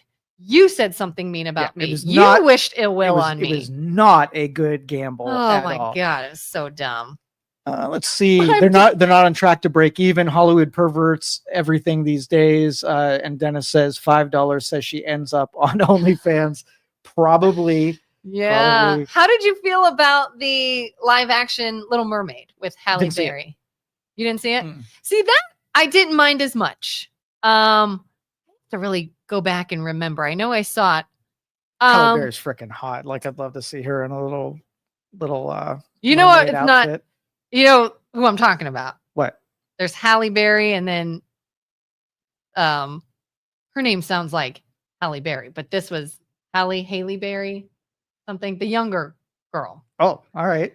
Okay, not Halle Berry, the older actress, Bond girl. This was a younger actress. You had me set up. I was going to go see the movie today. Very similar name, very similar sounding name, but I don't think it's who you're thinking of. Okay. But she's a very pretty girl. But yeah, same thing. Ariel was a Caucasian redhead, and this actress was not. To me, I didn't mind. She had a beautiful voice. She sounded like Ariel. They stuck to the storyline for the most part. Was it possibly agenda pushing? Probably, but I don't know if it was to the extent that it bothered me. I think Snow White bothers me because I don't remember hearing anything about it. I just might not have been paying attention. If they let it go under the cover of it's just a theatrical thing, but if it emboldened them to go further down that road of taking and saying, like, doing a movie about, you know, the founding fathers and making them all of a specific race, just a thumb in your eye, where they were trying to getting far away from the narrative on purpose versus just happen to cast somebody that was a different ethnicity because they were the better part in that role. You know, that's a completely different story. What I think, you know, I have seen actors and actresses that played roles in movies that I know are counter to how their real beliefs are. They played a role because that's what they do. Now, I don't necessarily think you can get an actress that's a feminist, right, to play in a role that then threatens her brand of being a feminist. You are an actor. Like, I support you in your role to play that character, not who you are outside of that character. And I think a lot of people are emboldened and they're really cocky that we care who they are on the outside. Some people were mad over Jennifer Lopez as Selena. You remember the movie Selena from the 90s? I love Selena. But she was not the same background as Selena. She looked like her. She could sing. So to me, she did a good Selena. But do you think it's important that, like, if a character is Puerto Rican or Mexican or whatever they are, should the actor that plays them also be Puerto Rican or Mexican or Caucasian if or whatever? It takes away from the storyline and if it's distracting, you should put a product together that viewers like and want. Thank you, Julie. Bailey. That's what I was like. It's Halle Bailey was the name. Halle Bailey. Thank you. Sounds like Halle Berry. You guys just saved me from going and seeing a movie only to see my girl Halle Berry. Yeah, because I would have been disappointed. Not seen Halle Berry. Yeah.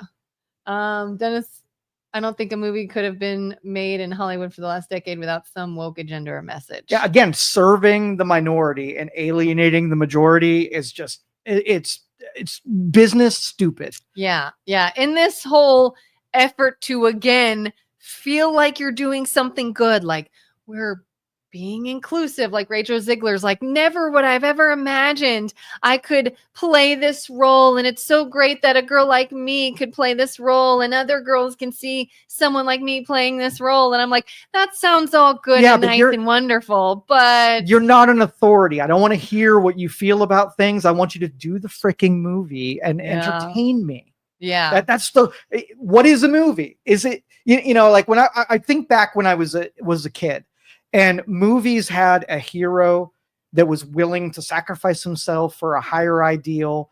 You had a hero, you had a villain, it's what we expect from it. You want to be entertained and feel like you want to be a better person when you leave that place. You want to be motivated. And maybe that was just at the time, that was the way to go. All your TV shows were that way. All your movies were that way. Some of your music was that way. And now it's not that.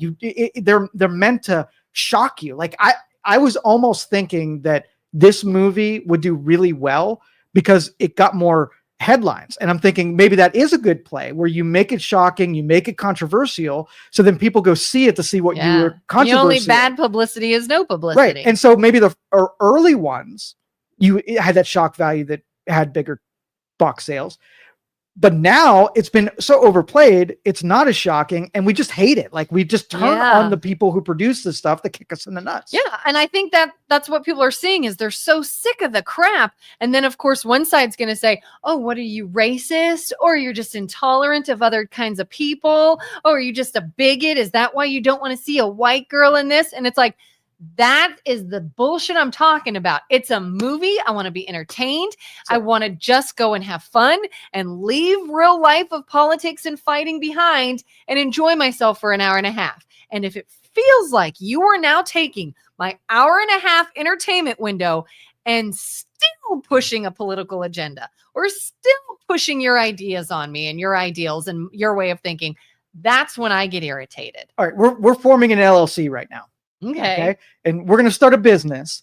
And when we go see a movie that someone else wants to give us a message, we send them an invoice and then they pay us to get their message. The other way around, if you provide something I want, I will pay for it. If I'm suffering through something you want me to know, you pay me for it. Yeah. I think that's a better model. Yeah. If you truly just wanted my time because you needed to share your thing with me and you wanted to influence me, all right, I'll listen to your all spiel. kind of part-time people will go around from theater to theater getting exposed to the information you want us to have, not the other way around. That'll be the way to handle it. Justin said, no one was upset that an African-American woman played a green woman in Wicked, or were they? I wasn't. It was just a terrible movie. Like it was just gone off. But yeah, and that's to my point, when everyone wants to talk about, oh, you're just intolerant of other races or other people. Again, I don't care if Elphaba was played by an African-American woman. She was a great actress and she was a great singer and she could play that role. Like he said, she's green. Who cares? It was fine. Again, Halle Bailey as Ariel. I would have loved to seen a redhead. I think one of the perks of Ariel was her beautiful red hair, but I thought she did a good job. Didn't bother me. It's when, it feels like it's pushing this narrative that it starts to bother me. There were some, like when I leave a theater and they pick out like the Johnny Cash movie, and I'm thinking, man, that person played the character really well. Napoleon, the Abraham Lincoln. Those are the same actor, by the way. No, he's so you good. like Joaquin Phoenix? So good. So good. But anyway, like when I leave the theater thinking, man, they nailed that freaking role. There in the movies where I'm thinking that they didn't play all the good role or the movie was terrible, then I kind of mock it the whole way through. And it's not enjoyable at the end because all I did was pick it apart, that I was like, that's what you decided to put on the screen. That was the laziest contribution I've ever seen. Yeah. Have you seen the Joker films yet? I have not. They're terrible. Oh, the singing one is awful. Okay, that's the second one. I think you would really like the first one, and then the second one. It would be interested to see your take on I started the second one, and he's singing down the stairs. I was like, oh, gone. Gone. You never saw Joker and you started with that one? I did. It was awful. Oh, the original was just on TV last weekend. Watch that one, especially if you like Joaquin Phoenix. I'd love to see your take on that one first, and then your take on the second one. Well, I think I don't even know what ism this is going to be, but because it's not Jack Nicholson is why I hated this one. So would that be actorism? Actorism. You're actor bigot. What about Heath Ledger? I do like Heath Ledger in other movies. Was my favorite. That was my favorite Joker. Wish there was a Doge for healthcare charges and health insurance. Oh. Maybe there will be. Yeah. We have a local hospital here, Trumbull Memorial. Yeah. If you own a hospital and when all of your you are in the bastion of unhealth. There are so many sick people and you have access to billing insurance for everything that you do. If you cannot find how to make money right? With a freaking hospital. Yeah. Blows my freaking mind. So yes, if that's the case, if I know doctors that are opting out of insurance and Medicare and Medicaid and just privately practicing, and hospitals that can't float their payrolls, and like, it blows my mind how that could be. Yeah. Yep. People are loving this movie talk. People look for things to bitch about. There is plenty of real stuff to bitch about. My dad always says, don't sweat the small stuff. I'm like bitching about movies. The first one was good. Joker. Thank you, Dennis. Nicholasism. That was good. Nicholasism. It's a hard one to say, but it is. He has Nicholsonism, and Ledger was amazing. Yeah. Jack Nicholson was my favorite Joker. And before Heath Ledger is now my favorite Joker, but Michael Keaton is my favorite Batman. And I think, isn't he doing it again? Is he? Who is the worst Batman, by the way? I actually never saw Ben Affleck as Batman, and I never saw what's his name from Twilight. I knew you were talking about the little boy crush. That I never saw him. I only I saw what's Michael Keaton. Michael Keaton, the Ocean's 11 guy. George Clooney. George Clooney. Oh my God, from American Psycho. What's his name? Christian Bale. Okay. Christian Bale, I didn't mind as Batman. That was a pretty good Batman. For different reasons. Maybe not playing the role of Batman, but being not bad to look at.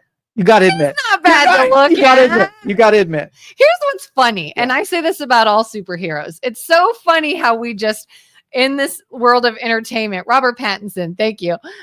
We choose to ignore the obvious, like Clark Kent is.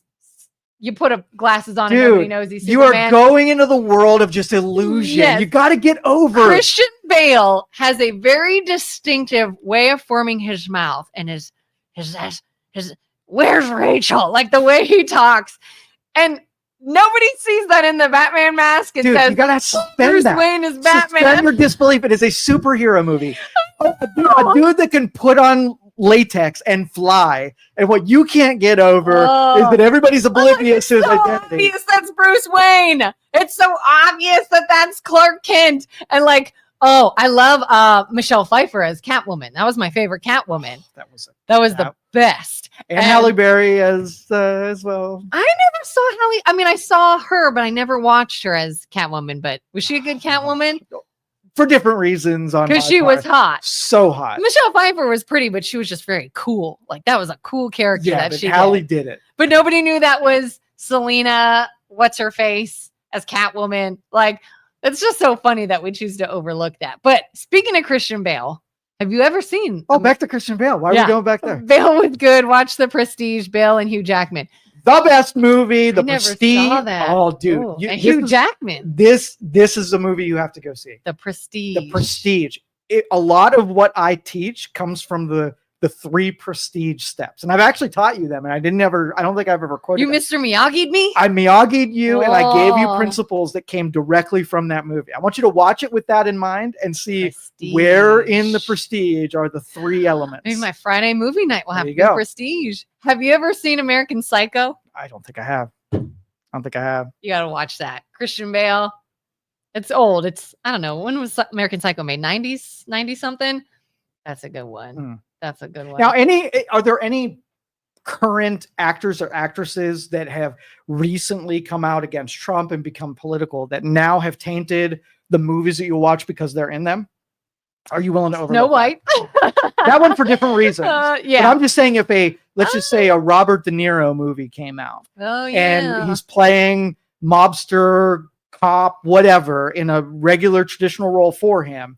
But I know knowing what you know about him, and there's there's sort of no indication that the movie is his politics. Could you go still support Robert De Niro? Yeah. I don't really have a big issue. Thank you for the year. Psycho was 2000. I don't really take big issues against actors just for their political view. If the movie is providing the entertainment I am seeking. Like De Niro has been anti-Trump for years and very vocal about that. But if De Niro makes a movie that I really enjoy, he's in Joker, by the way.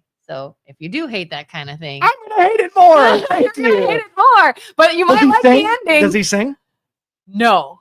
But if you hate De Niro, you'll probably really like the ending of Joker. So Did you just do a spoiler at me that I can kind of figure out? I mean, if you saw part of the second one, you already know. Yeah, but the singing just gets me. It's not a movie that you should be singing in. Yeah, it is a little funky. There's another one. Oh, what's her name?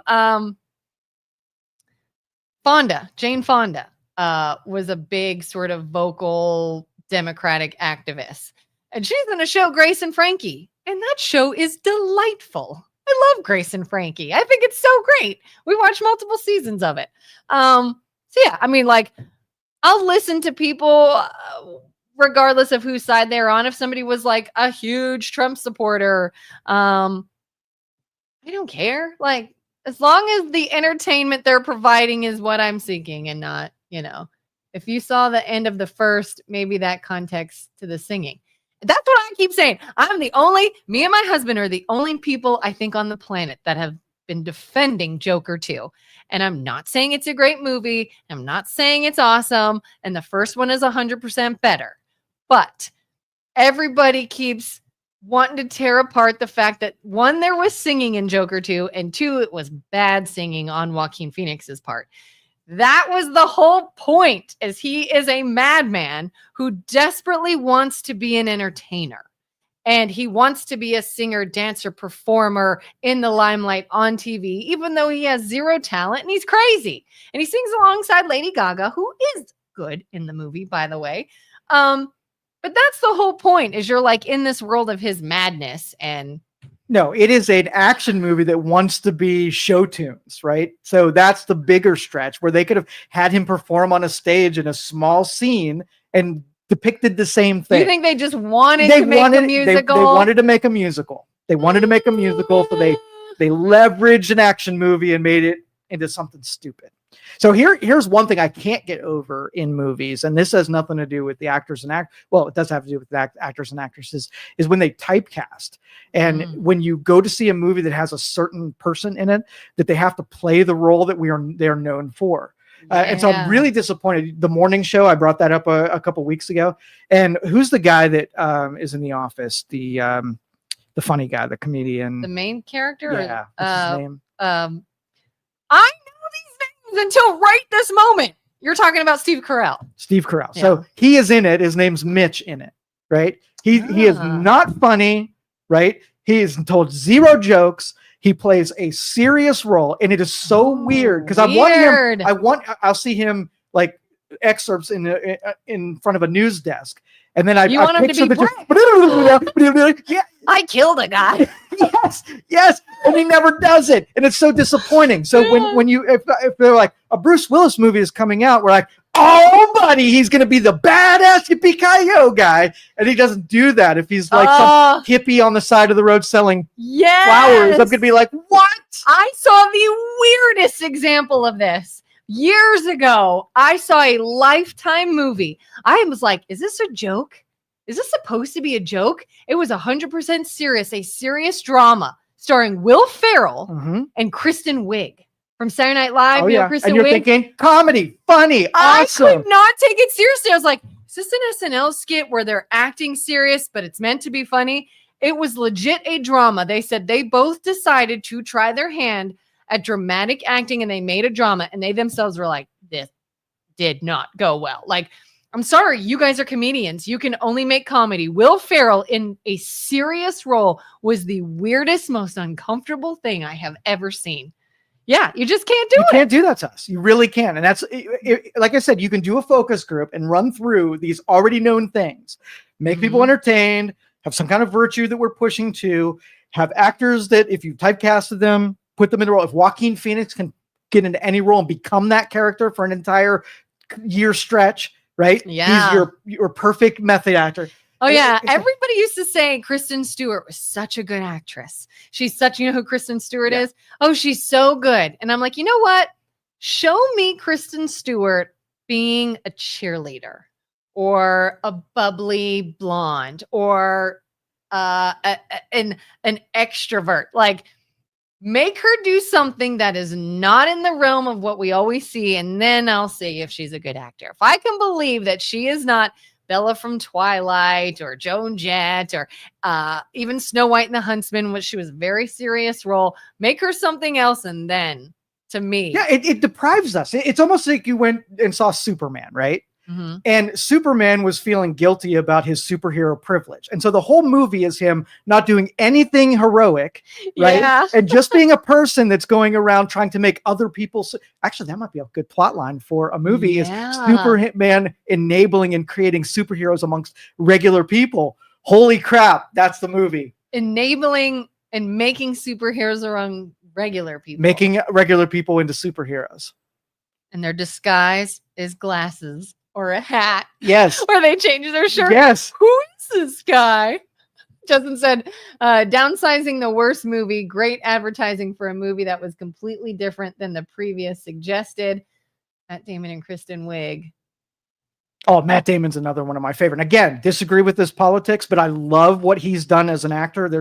Rounders was probably my favorite movie that it was in. I was a card player at the time, so watching that dude do the same stuff and talk the way Ben Affleck. He's pretty liberal, I think, right? Or no? Matt Damon? Yeah. Oh, very liberal. I saw some Matt video of Damon, him Affleck. What's his name? Ben Affleck. That combination, you always delivered what you were expecting. Yeah. Yeah. I probably, is there anyone that you think gets really high acclaim for being an amazing actor and you're just like, I just don't see it? Like De Niro is kind of that for me. There's certain movies he was brilliant in. Some of the earlier movies, he's great. Like Joker.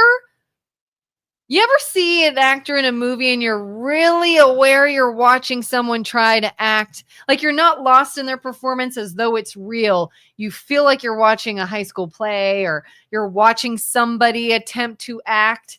So they must not like, there's a couple roles I feel that way about Robert De Niro. It's almost Heather like Graham. Michael Jordan going and playing baseball for a season. When you're watching him, right, you're watching someone that wouldn't even got past the juvie team, right? Yeah. And he's on the field and he's only there because of his name. It's like, are you friends with the casting director? That's one of those. Julie says, Jim Carrey disappointed me in dramatic roles. I could see Except for, what's the one where he played, The Man in the Moon, where he played the comedian Andy Kaufman. Yeah, I never did that see one. That. He was. It was not Jim Carrey in it. He was Andy Kaufman in it, and he took the role very serious. And Andy Kaufman's life was a train wreck all over the place. He played that dramatic role very well. I can't recall anything that he did outside of the comedic deal.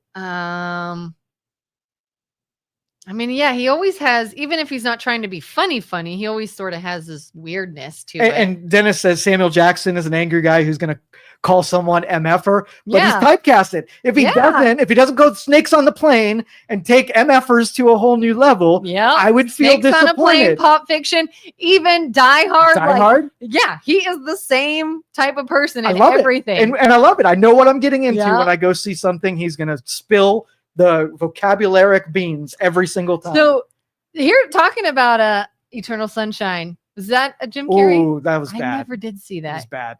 It was a bad movie. Eternal Sunshine of the Spotless Mind. It was terrible. Oh no, Dwayne Johnson. I don't know if he's overrated, but just shouldn't be an actor. Dwayne Johnson, I think, can do comedy. I don't know if he can do serious. In those roles, a different actor could have done better. He can get by on comedic roles, but he's single dimensional. So here's an interesting interview I saw recently. Have you seen Passion of the Christ? Yes. I think I have seen it. If I have, it was so many years ago, I don't remember much about it. So I do have to rewatch it. One, I just read this summer production begins on a sequel to Passion of the Christ. But two, what made me think of this was Jim Caviezel. How do you feel about Jim Caviezel? I don't know much about him now. So he played Jesus. Mel Gibson cast him as Jesus in Passion of the Christ, and I got to go back and rewatch this. Something you said it wasn't him in that role. He was this. I saw an interview with Jim Caviezel where they were talking about how did you play the part of Jesus so well? How were you so believable and just so in this moment? And he says that what he would do is he would pray and sort of pray and meditate before his scenes. And he said, that's not me in that scene. Yep. He took his job serious. He said, to become that role. welcomed Christ himself into my body and I stepped aside. And he claims, he's like, you are truly seeing Jesus. I was not there. I made him come into me so you could see him. And how do you feel about that? Well, serious actors can do that. And if you are committed to playing a role, so let's just say I get cast as Hitler. Do I want to be Joe playing Hitler? Or do I want to become Hitler so the audience believes that I am Hitler? And if I had to read through Mein Kampf and pick up all of my my principles, I'm not going to, after the role's done, I'm not going to be that afterwards. But I need the audience to buy in that I am Hitler for that role. Yeah. Oh, I did something so interesting one time. Because I used to be really I've not done like a lot of acting or plays and things like that, but I've always just been intrigued by actors and acting. And I used to watch these videos sometimes online that from acting coaches, just like talking about techniques and different things actors do. And I watched this video one time and I said, we're going to try this exercise and follow along at home if you're watching this video. And it was about invoking emotion and believing. You have to believe what you're saying and doing, like fully believe it. Don't act like you're pretending, but actually believe it. That's good. And they gave you this scenario, and I can't even remember what the scenario was. You're in a car, and you're closing your eyes, and they're describing everything to you. And in my brain, I really did, in a quiet place, seriously felt like I was, literally, I was crying. I had goosebumps. I had the most intense emotion, and I was like, this isn't real. This isn't even real. And I had like a visceral reaction to it. And it's interesting. But that's someone who's skilled in acting, becoming the character and not cosplaying as that character. Yeah. That's what we can pick out as of observers, is when somebody's role playing, right? And they're not really becoming that actor. It's not as good. It's that it feels like you're watching. Yeah, you can tell they're acting. Yes. I'm watching someone act like this. I'm not watching this person. Yeah. Yeah, that's when it's like, it's a little hard to believe. Oh God, I can't remember. There was something else I was about to say and I can't remember. You should check out his film about the border trafficking. Oh, that was another Jim Caviezel one, I think. I can't think of what it's called, but he did do a movie about trafficking in our border and all some stuff. Was it the child trafficking one? I think I might have saw that one. I think so. Those kind of movies, the ones that are really disturbing, like, I like to go into a movie and feel good on the Ledger, other side. I was going to mention. And when I leave there feeling like, holy shit, I got to give money to whoever's fighting this thing. Yeah. That movie invoked that in like me. when it pushes you to act. Yes. Like I act on something. Like this movie changed my life, so I'm gonna go be this or do this. Yep. But Heath Ledger was the example I thought of, where they say he was in a real bad spot mentally before he died because he put so much into it'll break you. I have no doubt that most of the innovators, anybody who goes to a high level breaks their brain in order to be able to get there. Yeah. And they create a vacuum, a world in there that doesn't exist. And when you invite that in, that has some consequences. Ariana Grande, I think, spoke publicly one time about how she thinks there should be mental health benefits for people in the music industry and entertainment industry. And I'm like, I kind of see that point. You have a lot of money. You can buy a lot of specializations to go and get, just like you would work on your fitness. Yeah. Like if they provide you with a nutritionist and an acting coach and whatever to get into character, be like, oh, and here's your therapist to get you out when it's time to wrap and be done. How many times do co-stars fall in love after movie they perform together, becoming their characters? We've talked about that before. Tom Hanks can step into any role. Yeah, we've talked about that, like the slippery slope of actors who are married, kind of having on-screen chemistry. Who was it I just saw? George Clooney. George Clooney just came out, and I didn't read why. It may or may not be because of this, but he said he is no longer doing romantic movies anymore. There's another actor. I don't know his name. He has very light eyes and very light hair. You'd know him to see him, but he's not so famous that he's like a common name. He said he will not kiss in a movie. He will not, because he's married and he's like, these lips are for my wife and I will not do it. And I don't know. How do you feel about that? Like actors that Halle Berry had a very spicy scene in Monsters Ball. If you were married to Halle Berry, would you be okay with that? I would not. I think but you kind of know it going into a relationship. If your wife is a stripper, right? If your wife is on OnlyFans or in pornography, or if they're an actor and they might be putting products together that might be a threat to your internal relationship. So I would talk through those things and have a good negotiation of what you're willing and not willing to do. Some relationships, who cares? My wife's a stripper and she makes a lot of money and I know she can compartmentalize and I'm cool with that. Some are like, no way. I don't want anybody oogling my wife. I don't care all the money in the world on it. And it should be negotiated. There's an actress now, Sydney Sweeney. I just read she and her fiance are separated, working out some issues. And a rumor was that he's a little uncomfortable with the chemistry she has had with some other coworkers. And I was like, for sure. That's sort of a job hazard. It's a gamble. Jim Carrey, when he played Andy Kaufman. Yep. Man in the Moon. If I remember right, he got deep in the weeds in that part. Big time. Yeah. Big time. And that is probably one of the only examples where someone went outside being typecast as the comedian and he did a really good job of doing it. I have to see that. I never did see that. Neil McDonough. Yes. That's the guy who won't kiss anyone. All right, let's wrap this up. We went 2 freaking hours. That was good stuff. Thank you, Kelin. Everybody have a good weekend. We'll catch you next week. Thanks for interacting, everyone. Thank you for listening to this show on Youngstown Studio. This is original Youngstown content. Feel free to share our videos and tell your friends about us. Don't forget to subscribe to our YouTube channel and follow us